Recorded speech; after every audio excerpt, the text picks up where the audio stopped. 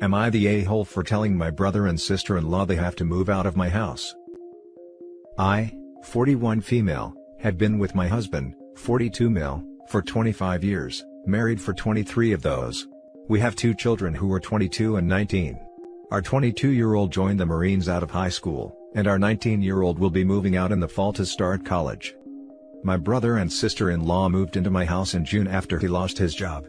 This was supposed to be a temporary living situation, until he could find a new job and save up money to get them a new place to live. We told them when they came to live with us, that as soon as our daughter moves out to go to college, we would be downsizing the house to something smaller and more compatible for a life with just the 2 of us. Both of our children agree with this idea, and think that we should also add traveling to our list, since it was something we never got to do. On Christmas, my brother and sister-in-law announced that she was pregnant. My husband and I were both shocked. We asked them what their plans were now that they were expecting a baby, and my sister-in-law stated that she was going to turn my daughter's room into the nursery, and move from the guest room into my son's old room to be closer. I told my sister-in-law that we mentioned to them that we would be selling the house when our daughter leaves for college, and the new house will only have 3 bedrooms instead of 5, and suggested that they find other arrangements before the baby is born, as the 2 rooms in the new house would be for our children when they came to visit.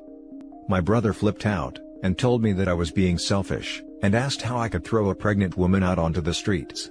I told my brother that I wasn't throwing anyone out. I was reminding them that we told them in June, that we were downsizing the house when they moved in, and that this was only going to be temporary until they found a new place to live.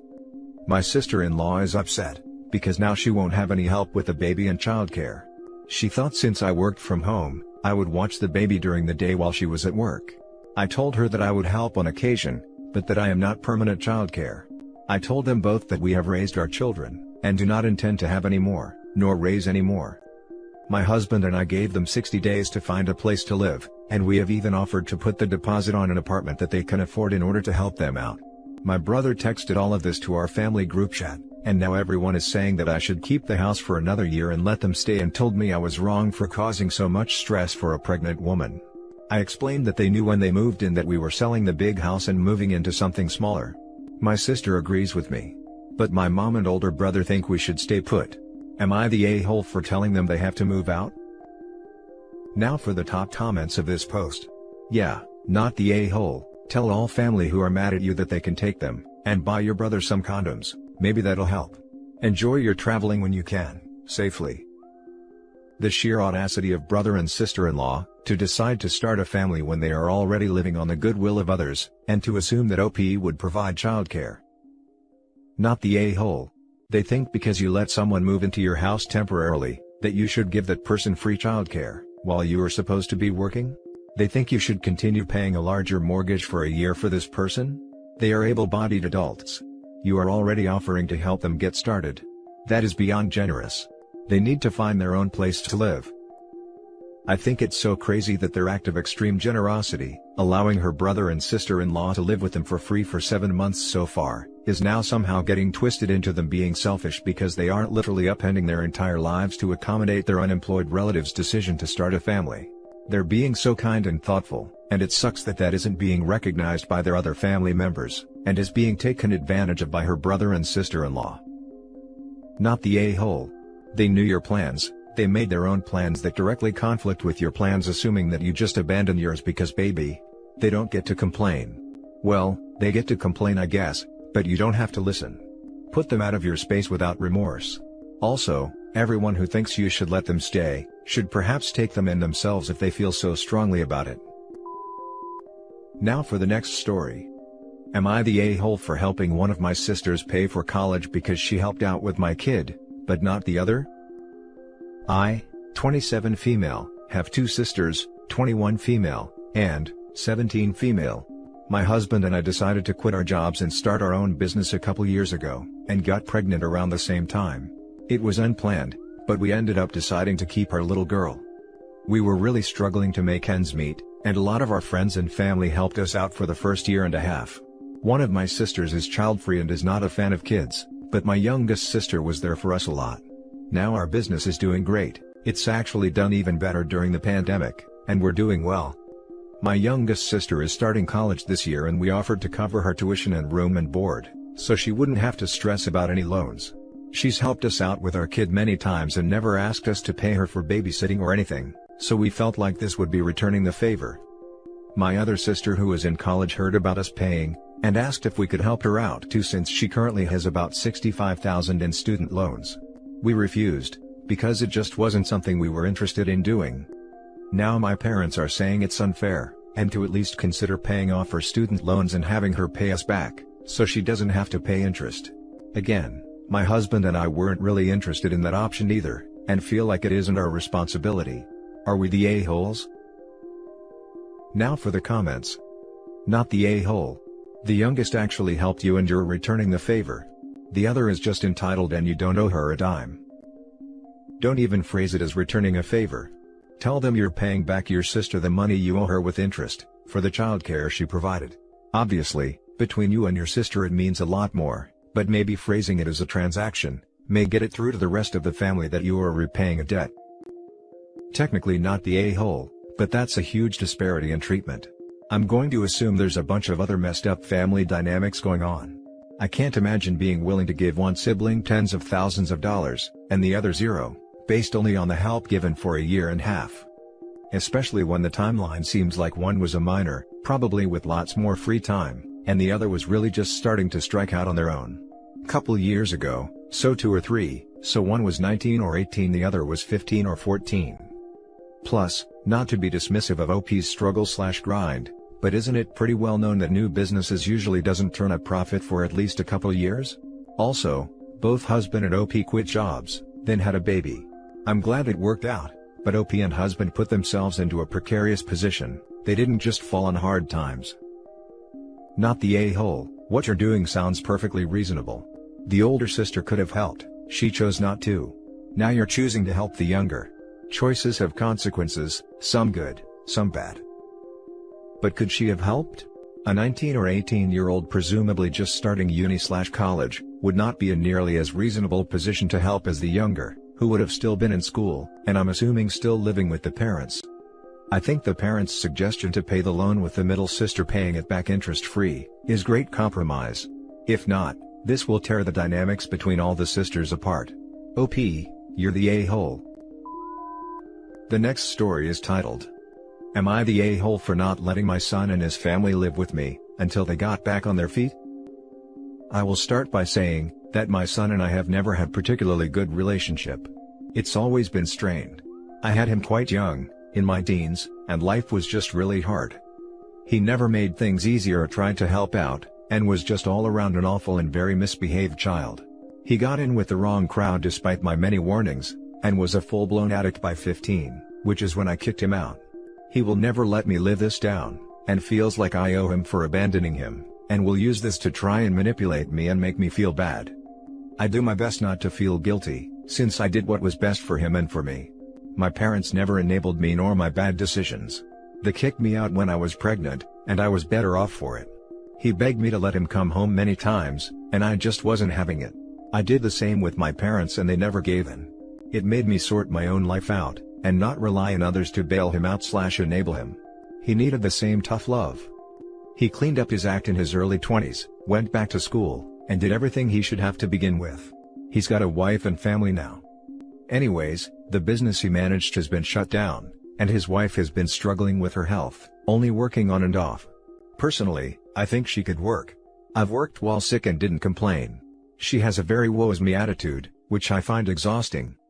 Long story short, they had to leave their rental and search for something cheaper. He'd found work but couldn't afford the house they were in. They asked if they could stay with me for a month or two while searching.